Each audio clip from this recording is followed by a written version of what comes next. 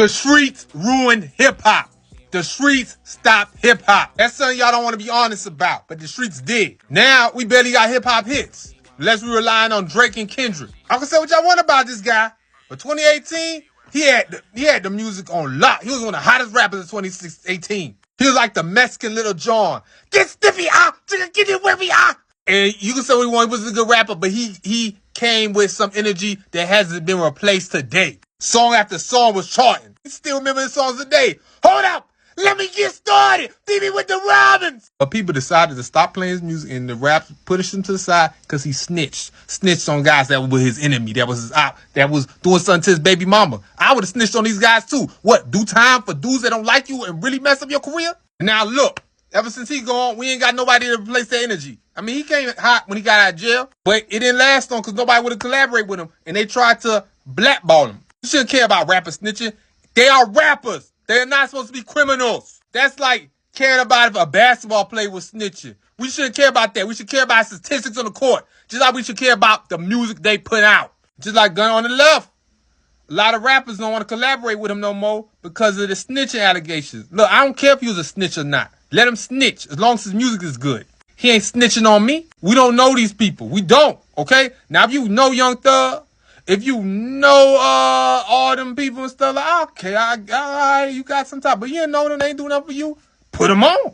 That's the problem with hip-hop. That's why it's going down. That's why it's struggling. And that's only the beginning. Let's talk about how the streets got no love for hip-hop. The streets ain't got no love for hip-hop.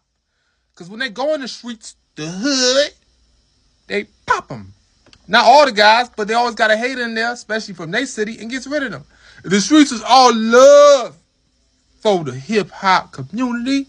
A lot of these rappers will still be alive today, but the streets ain't got no love for the hip-hop. They trying to please the streets. The streets don't even buy their albums. But this new generation rappers want to please hip-hop so bad. I mean, please the streets so bad. They went back to the streets, and their lives got deleted. Unfortunately. And the ones that didn't get deleted by the streets want to live like they in the streets. To prove to the hip-hop fans, I'm like that. I'm like what I say in the raps. Now they locked up. A lot of them is locked up. A lot of these rappers should have been still hot today, but they locked up. Well, he out. Young boy.